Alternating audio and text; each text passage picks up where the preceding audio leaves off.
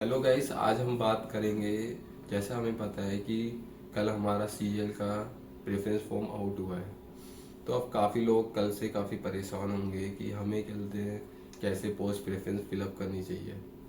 तो आप इस वीडियो में आपको तीन कैटेगरी के टाइप के लोगों की बात करूँगा। कुछ होंगे रिपीटर्स होंगे जो कहते हैं उन्होंने पहले जॉब ले रखी है, वो अपनी होम पोस्टिंग या कहते हैं अच्छी ग्रेड पे के लिए आना चाहते हैं। कुछ होंगे सेकंड टाइम हो, मतलब फर्स्ट टाइम एग्ज़ाम दिया उन्हें बस जॉब से मतलब है। और कुछ होंगे कि काफ़ियों के अच्छे मार्क्स आ रखे होंगे, तो अब उनको होगा कि मेरे को 4600 साउथ में लेनी है या 2400 अपनी दिल्ली में लेनी है। तो मैं तीनों कैटेगरी के टाइप के लोगों की बात करूँगा डिटेल में, जिससे आपको एक रफ आइडिया लग जाएगा कि मेरे को किस चीज़ को प्रायोरिटी देनी चाहिए और किस चीज़ को नहीं देनी चाहिए। काफ़ी लोग क्या सोचते हैं कि हमें 4600 लेनी चाहिए और 2400 लेनी चाहिए। तो गाइस, ऐसा कोई यूनिवर्सल पैरामीटर नहीं है कि आप किसी पर्सन के लिए कोई जॉब सही होगी, किसी के लिए कोच होगी। तो वो आपकी प्रायोरिटी करती है कि लाइफ में आपकी आगे प्रायोरिटी क्या है। कुछ लोगों की क्या होती है, 2400 लेकर वो काफ़ी सेटिस्फाई हो जाते हैं, और कुछ लोग होते हैं जो 4600 लेने के बाद भी सेटिस्फाई नहीं होते। तो लाइफ में आपकी प्रायोरिटी कैसी है और आपको उस डिपार्टमेंट में कितना वहाँ पे कंपेटिबल हो रहे हो या नहीं हो रहे, ये मैटर करता है।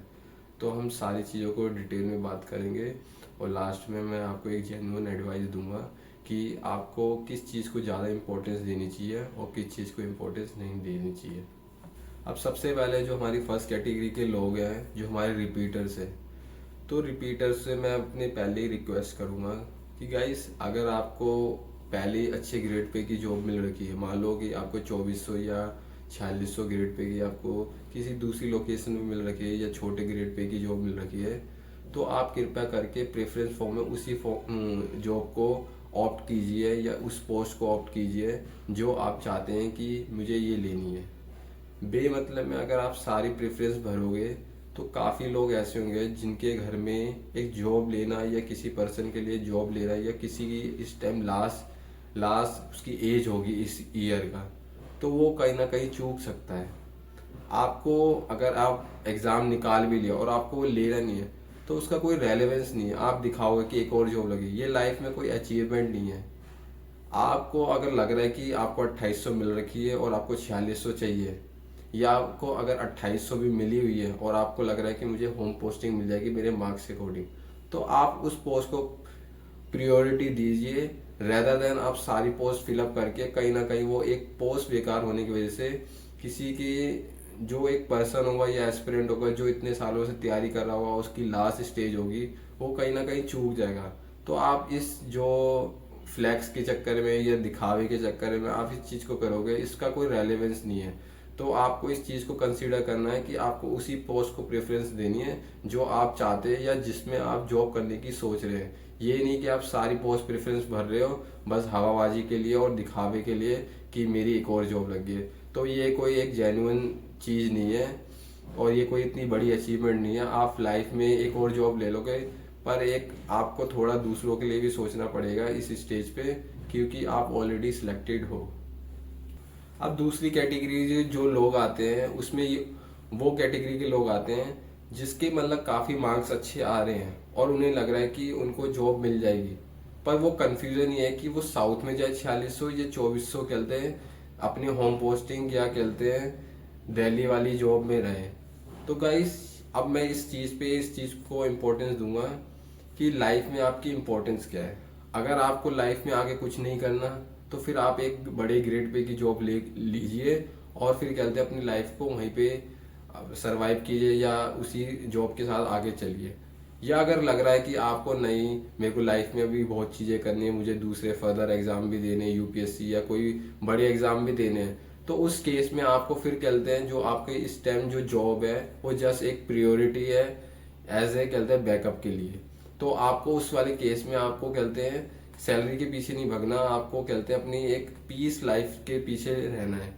तो उस केस में आप ये कर सकते हो, या तो आप अपनी होम पोस्टिंग वाली जॉब ले लो कोई 2400 ग्रेड पे की, या कोई एक ऐसा डिपार्टमेंट ले लो जहाँ पे आपको लगता है कि वहाँ पे वर्कलोड इतना नहीं है, या अपने जो एरिया के आसपास के जो स्टेज है या नॉर्थ बेल्ट में वाली जॉब ले लो।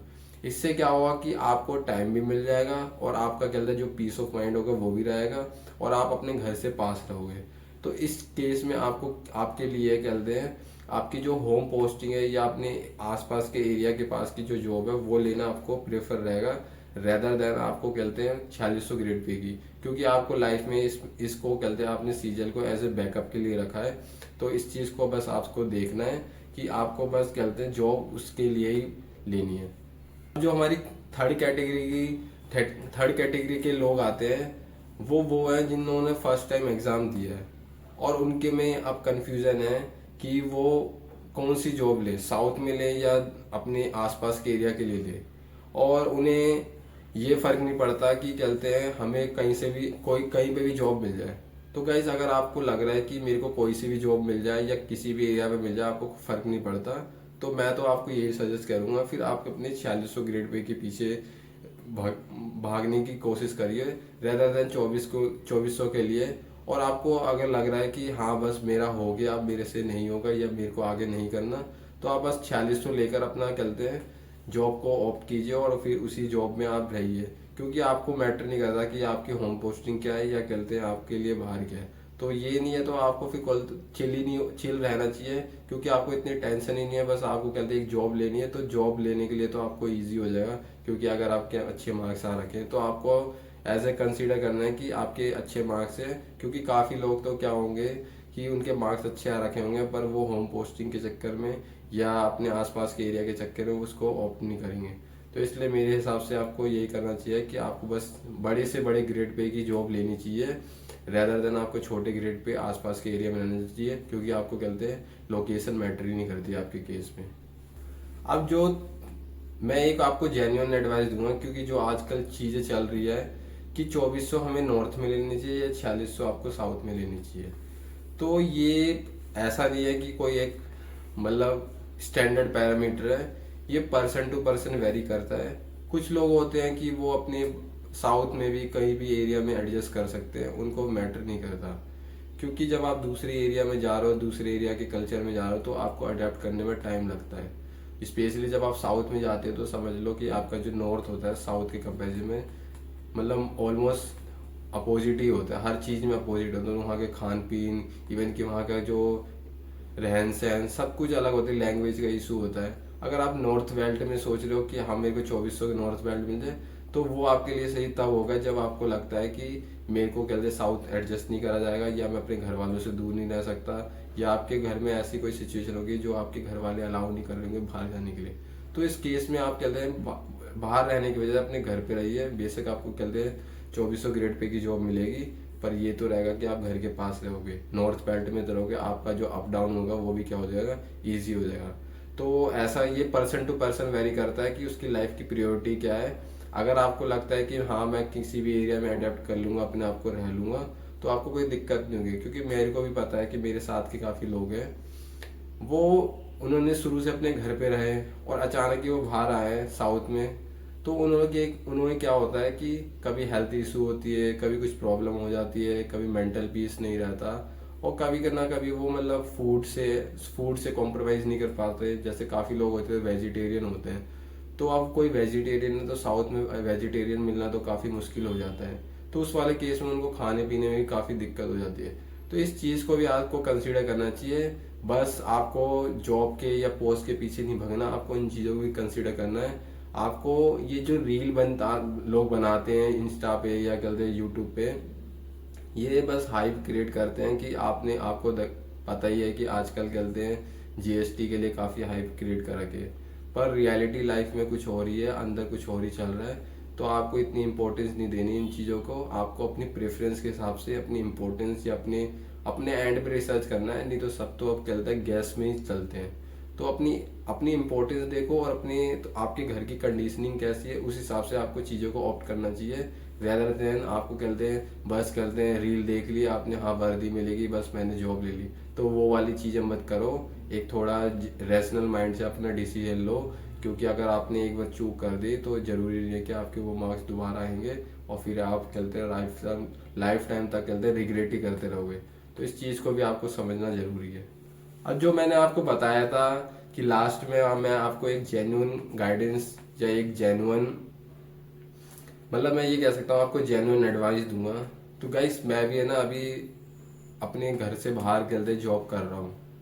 तो मैं को 1 डेढ़ साल बाहर काम करते हो गया है, और मेरे से अच्छा कोई नहीं बता पाएगा, स्पेशली जो बंदा बाहर रह के काम कर रहा है और जो एक्चुअल में काम कर रहा है वो आपको रियलिटी बता सकता है, कोई टीचर कोई और को नहीं बता सकता।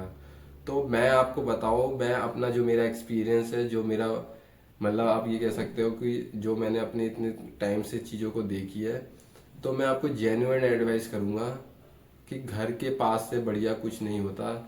गाइस अगर आपने 4600 ले भी ली ना बाहर, आपका आने जाने में कन्वेंस वो कंपनसेट हो जाएगा आपका 2800 से।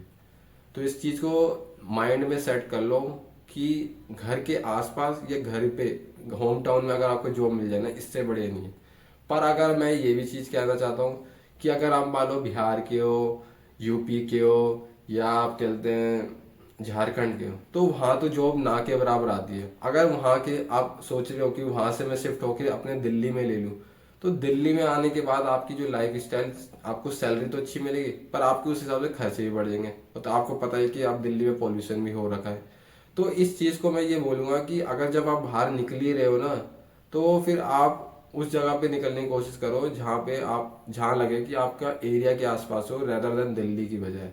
क्योंकि दिल्ली में उसी का फायदा है जो दिल्ली के आसपास रहता है या एनसीआर में रहता है, उसके लिए फायदा है, क्योंकि उसको भी फायदा होगा, क्योंकि कहीं ना कहीं उसका कन्वेंस काफी चीजें उसकी सेव होगी।